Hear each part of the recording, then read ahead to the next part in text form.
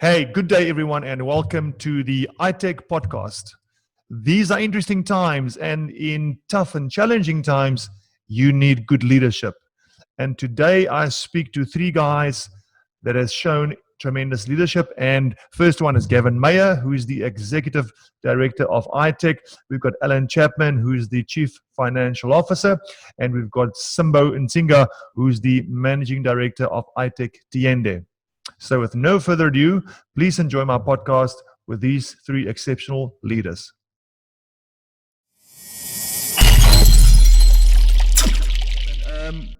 Again, tough times, we don't have to reiterate that as well. So we know it's tough, and it's been tough for everyone. But I'm actually doing a talk now with a few CEOs with what happened with me, and the idea for me was that it's obviously tough for everyone. It's tough for workers, but it's almost tougher for people in leadership, because you, as a leader, you've got not only the normal pressures that everyone else have got, but you've got also added pressure of running a business, looking after your staff. So my question to leaders always is, what is it extra that you have to do now in a crisis time? Let's not use only COVID, but in a crisis time, it takes a bit more out of you as a leader. You don't lead as normal, right? I don't know. Gav, let me just jump in for a sec. I think what we've experienced is normally when you're leading, you're communicating differently with people. You sort of, it's that touch and feel that you're around your people more frequently. In this environment, there's none of that. You're working remotely, so the communication is a lot more difficult, and it's infrequent. It's not frequent enough. What I've experienced traditionally is people take energy from their leaders, and in the office space, that's exactly what you get. Working remotely to try and drive that same energy, we've found it to be incredibly difficult. And the only way we've been able to do that is these frequent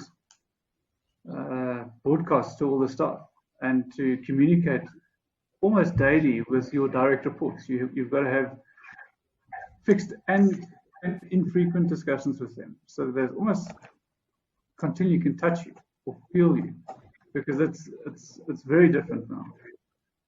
I don't want to touch you, Al. Please don't, Gav. I'd be scared. Yeah. So for me, and that's a very good point, because for me, I'm one of those guys. You're 100% right, Alan. I pull energy from people around me. So when I'm in the office, it's nice to just bounce an idea of, or listen to the other guys around in the office. And so now you don't have it, right? So for me, if I'm not in the call, if I'm not driving to a client, I'm on my own here. And so you're right. You miss that. I miss that leadership role in my office. So definitely it is challenging. But I have to say, though, I loved what you guys have done. Obviously, we're lucky enough, we got Starleaf. So we can, on a daily basis, everyone just can, at 10 o'clock, open up and we can talk. So that has been amazing for me with Itec. Every second or third morning, we have some training. And at least that kept me, as a worker, that kept me a little bit positive. And I could see, and again, that's the other thing, isn't it? It's about how clear are you with your message? And we were lucky that we can have that from you guys. I think that we set the tone early, AJ. I think what we did well is we created trust with the business and with our staff, and I think we delivered on our commitments quite early on in this pandemic. And I mean, we were nervous, like everybody. We had, as you said, you're a father, you're a leader, you play multiple roles, so we were scared in our own personal capacities as well. But I think the one thing we did with staff, and it proved to be really, really good for us, is we were honest, we communicated quickly, and we delivered on our commitment, which was the financials, the health of our staff, the financial stability of Itec, and then to communicate. And I think different roles in the company had different impacts. So like me being a sales guy, I saw how the sales guys generally battled over time. more than certain other areas of our business because of the energy a sales guy pulls from other people. So you and me, or people that need energy, like that's why I started going back to work quite as soon as I could, just to sort of touch base and as Alan said, feel other people or get the energy from other people. So, I mean, I think everyone's different. If I had to say personally, the one thing I try to do though is stick to the discipline every morning of creating a personal habit. And, that's getting up, training, showering, shaving.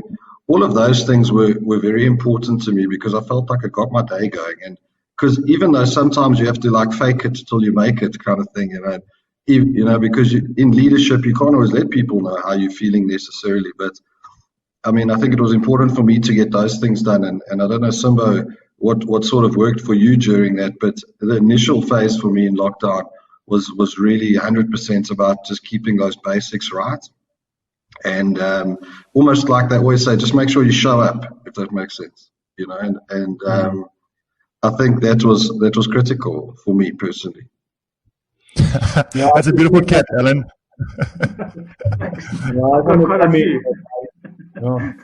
I think Bev, you've touched on very important things that have taught us as leaders of business during this time. For me, in particular, I think what was very clear, when the first lockdown came in, was how to maintain that contact with the team on a regular basis. Ellen did mention that it was not going to be easy. We always speak about, these phrases, collaboration, collaborative leadership, and all of that. I knew that if as a leader, you are going to be distant from your team by virtue of not being in the office, and you allow that to filter in, you're going to lose touch. So what we did is to make sure that discipline is instilled across the business. You teach the team how to do the basics right, as Kevin has said. You wake up in the morning, you have 3 objectives that you need to achieve on each and every day. As little as that may be, but it brings in that discipline on a regular basis. We're able to maintain that. What you also did was, I think specifically for the business that I'm fortunate to lead within the group, was to instill that trust within the Tiende fold. At group level, there were certain things that were implemented. We're very fortunate at Tiende to be able to maintain across the board the salaries of the staff not affected except for the leadership. I think in a way, and I thank the group leadership for allowing us to instill that, because we could be able to do that, and to be slightly different to what the group was, because I think our revenue generation, being as diverse as it was, allowed us to do that, and the support we got allowed us to be able to do that. So, Simba, if I can jump in on something you said there, because I think the one thing the executive did quickly was around that communication and around the fact that the executives took the biggest haircut from a salary perspective. I think it created an automatic connection with the staff that, hey, we're in this together, sort of. And that's, as the hashtag stronger together or collaboration. I think those are all nice words, but I think what actually happened is people saw it. They sort of believed that from the top down we were in this thing together. So sorry to chip in, but I do think that sent the right message very early on in phase 1 of lockdown, so to speak. And remember, at that stage, we all thought it was 3 weeks. We actually had no idea how long this thing was going to go on for. It was enchanted, Kev. We were sailing in the waters that we were never familiar with.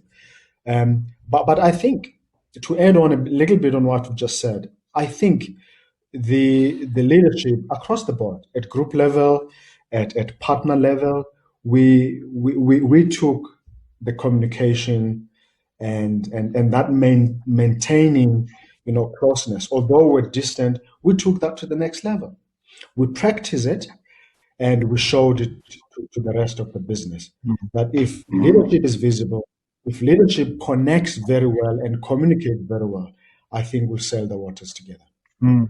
And you know, to take the next step there, and AJ, what was critical for me, the second thing we did there, which I think we had a lot of customers in pain.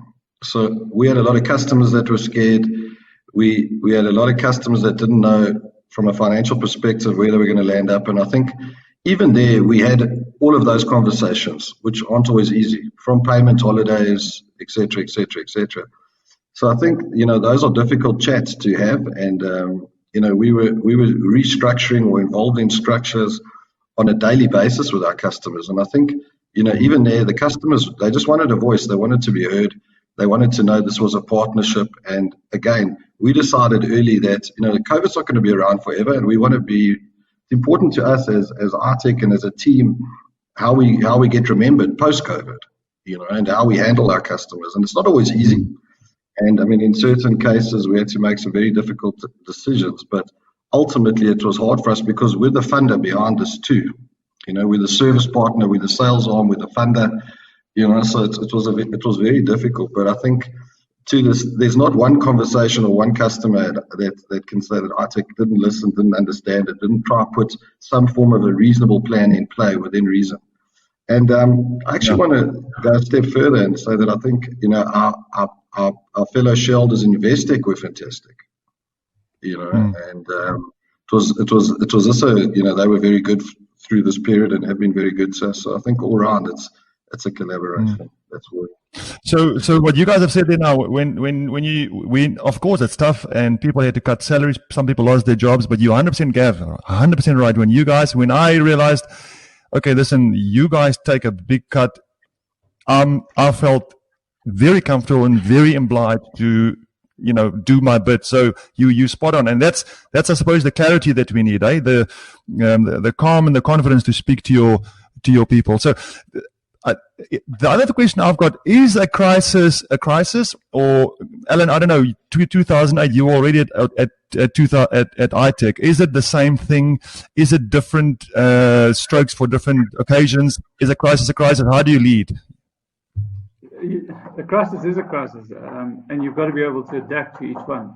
I think with this one, the 2008 was a financial collapse, so it was slightly different. This has got everything attached to it. This is socioeconomic. This is people's health.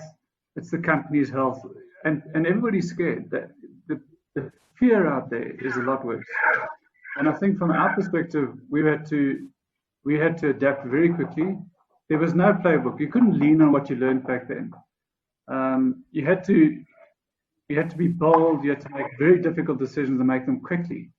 And I think that's what we've done exceptionally well. If I look back in the last 3 months, we communicate all the time. As an executive, we are constantly, the board members are constantly talking to each other, what's happening, where should we be changing.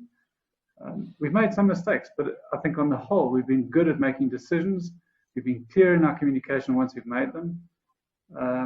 And going forward, you know, I think what we have done is protected the businesses and all the employees, because without that, we wouldn't have been able to do or be where we are today.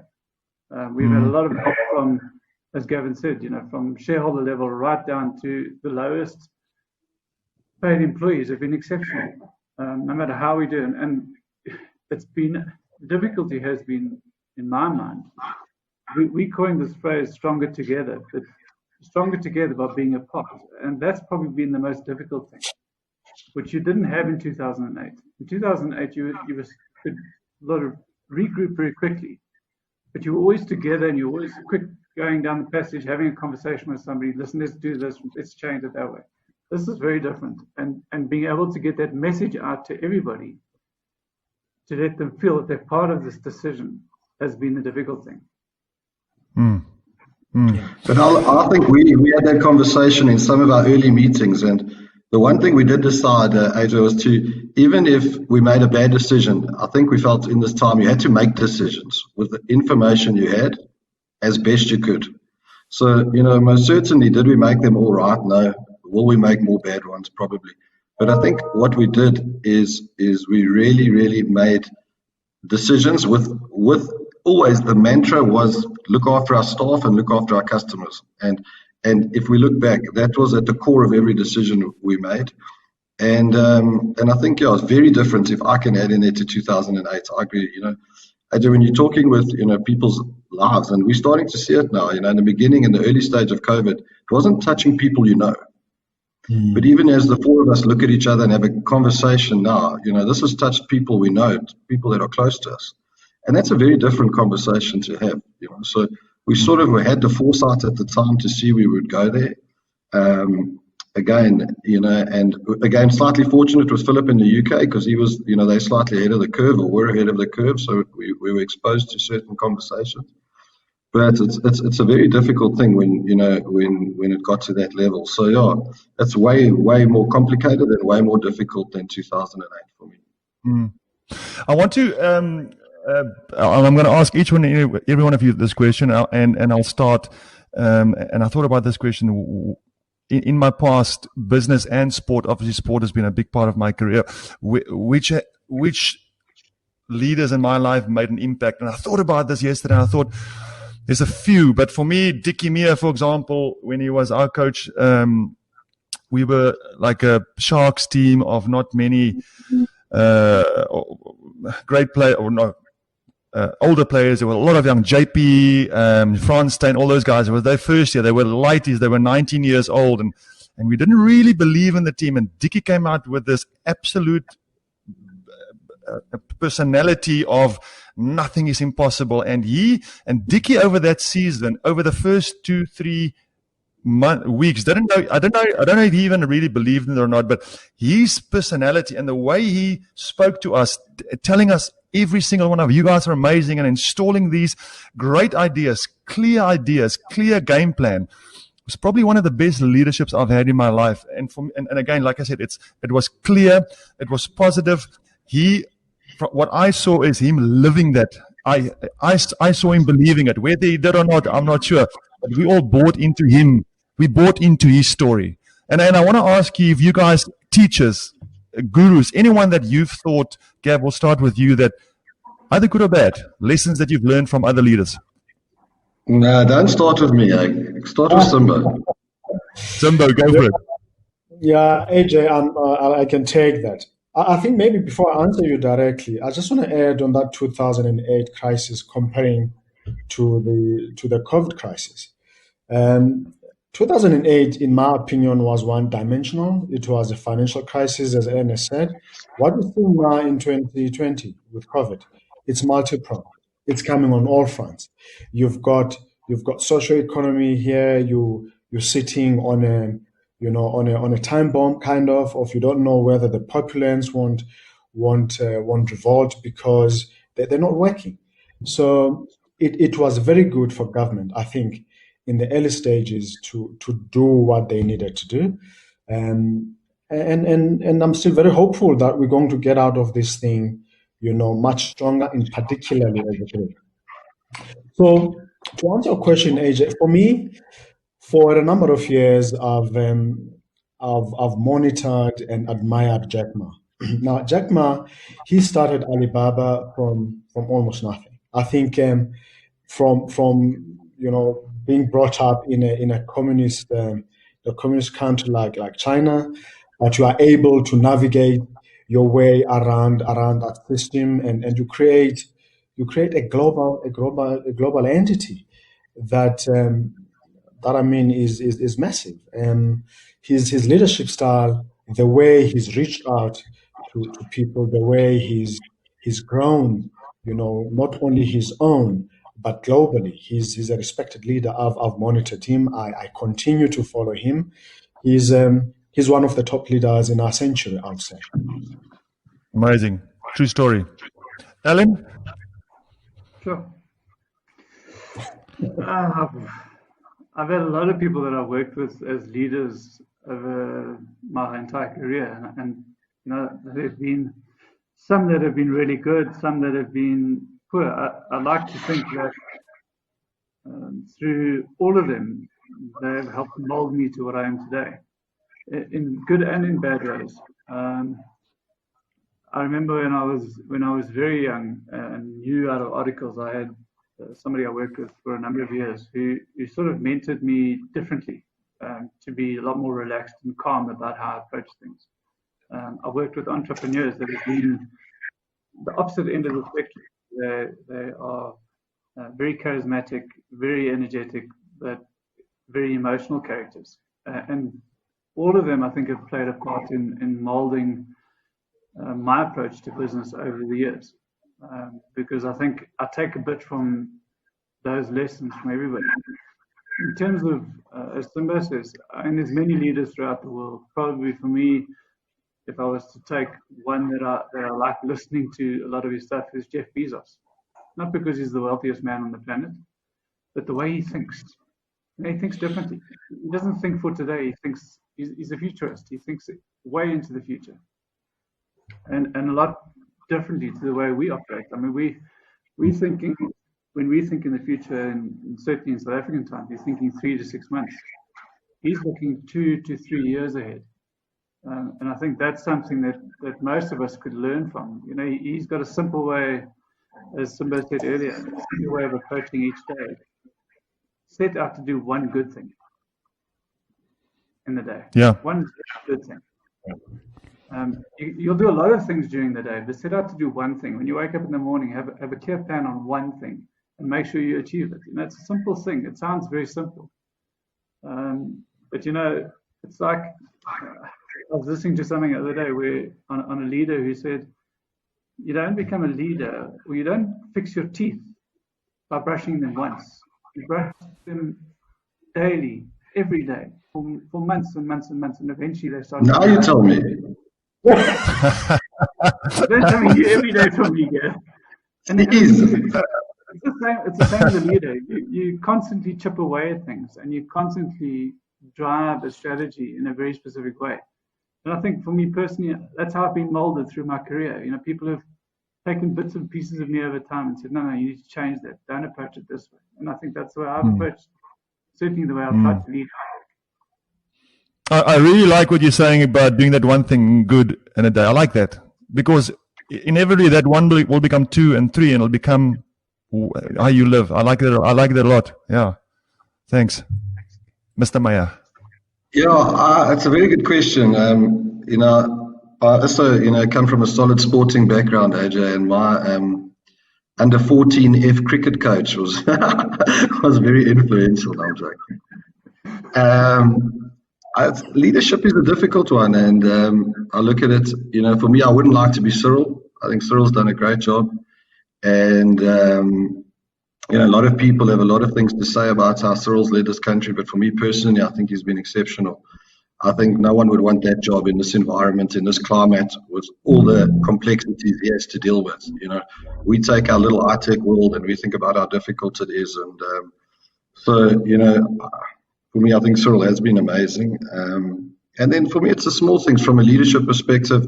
I'm inspired every day by the leaders that I work with. Simba, Alan, you know, all of them, the things they do, and I find it inspirational and motivational.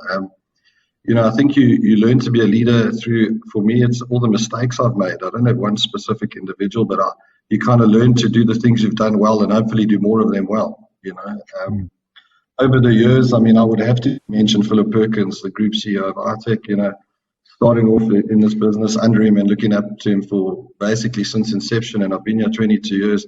Very wise guy, and he's taught me a lot about certain aspects of leadership, and we complemented each other very well, because maybe I'm a little bit more maverick, as Al alluded to earlier, and emotional, and do all of those things, and lack the patience and you know, all of those things. So I think, you know, to be the perfect leader, every good leader, I think, continues to grow and want to become better, and all of those things.